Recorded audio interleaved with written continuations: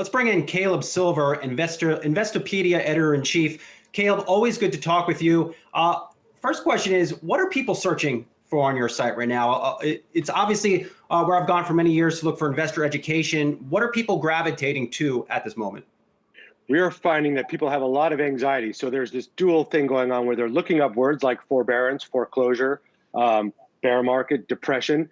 But at the same time, a lot of them are being aggressive and optimistic, and they're looking for opportunity. So even today, we're seeing high searches for the top oil ETFs. I don't know who's buying oil on a day like today, but maybe they see the price falling far enough. They're looking at airline ETFs and casino stocks, even as those stocks absorb the most punishment from this global slowdown. So on the one hand, there's this fear of the real economy on Main Street, what's happening to me, and then there's the where can I invest part of it too.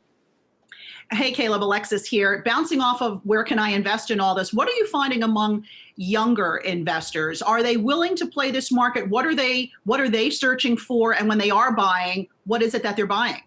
Yeah, younger investors have been very aggressive. So there's this combination of blue chip stocks that they're buying and the big tech stocks, which have been leading the market rally. You know that Microsoft, Apple, Amazon, Facebook, all leading the rally. But they're also buying risky cannabis stocks, 420 today, no surprise. But also they're buying some of these stocks that have been down 80, 90%, the Tilrays of the world, the Kronos of the world. So they're looking for opportunity in sectors that they may have been invested in 2018 and 19, and they're getting aggressive with stocks that have really fallen very hard. Caleb, do you get the sense, or you're seeing just based on your site, people are going back to investor education seminars, or are they just inclined to get into this market, trade, let's say big cap tech stocks, make a few bucks and call it a day?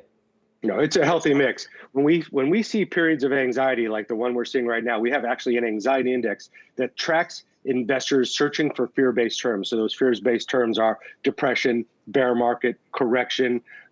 But we also see this opportunistic side of people who are looking for ways to start investing or put $10,000 to work. Obviously, the wipeout here has hurt people on different levels, but there are people that remember what happened 10, 12 years ago when interest rates were lowered, when the monetary policy was there, and markets went up 350% over the next 10 years. Not saying it'll happen now, but the memories are short and people remember what happened last time, so they want to be opportunistic.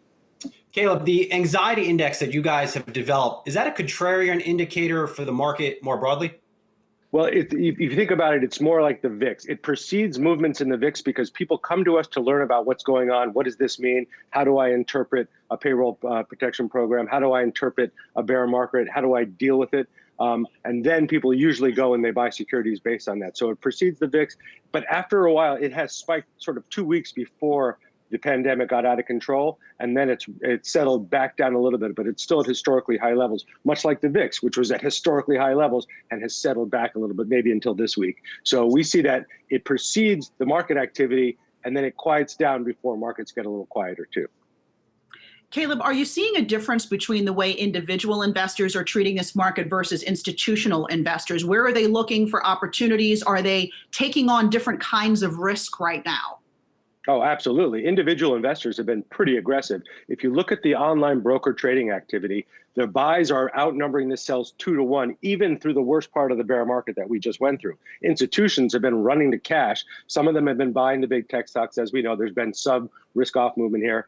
But institutions, by and large, have been running to money market accounts and cash, which are at record levels right now. Individual investors, those that have the ability to invest, are becoming very aggressive and have been over the last 4 to 6 weeks. So they're looking for the opportunity to buy stocks at discounts. Caleb, do you think now is a good time for an investor to retrain themselves on how to invest? Oh, absolutely. I think a lot of the rules that we grew up with, at least that I grew up with, don't really make a lot of sense anymore. That said, if you took a 60-40 portfolio through the worst part of this bear market a few weeks ago, you were down 9-10% versus a 15% decline in the S&P. So the balanced portfolio still works. But thinking about what stocks have led the last decade or 2 decades, including the fossil fuel sector, that's just not going to work anymore. The stocks that are leading this recovery are the tech stocks that aren't, they're benefiting from the lockdown. At the same time, there's a whole new growth of industries that are going to come out of this that we need to get familiar with to decide how we're going to structure our portfolios looking for growth and yield going forward. Caleb, do Warren Buffett's investing principles still make sense? Do they work? Well, I still think you buy companies you believe in that have good balance sheets and good management. I don't think that changes no matter what. At the same time, we're seeing a lot of vulnerability to a lot of the choices that he made. Look what's happened to the airline sector. He said several weeks ago, I think he said it on Yahoo Finance, that he was not going to sell the airlines. Well, he eventually did. He put a lot of money there. He put a lot of money in Kraft Heinz, which has not done well for other reasons. That said, if you buy fundamental companies with good fundamentals, good sound management teams in industries that you believe in that have growth prospects, I think you're going to be okay. But the world has been turned upside down on us right now. So nothing really makes sense, but we're starting to see the leaders emerge even out of this crisis. And Caleb, what about that tried and true formula, right? 60-40. I got 60 in equities, 40% in bonds. I've got a long time horizon. I can sort of set it and forget it. Is that working anymore? Do we have to more actively manage our money?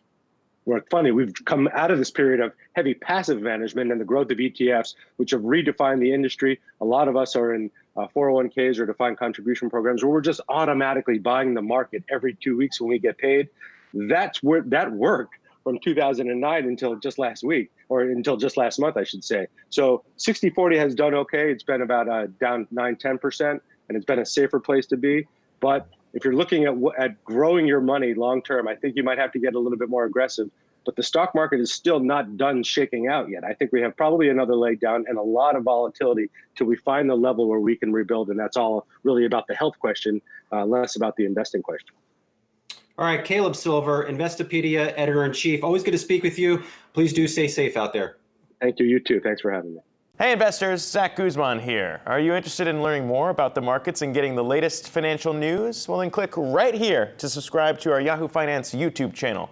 Get the latest up-to-the-minute market analysis, big interviews in the world of finance, and information on how to manage your money every day wherever you are.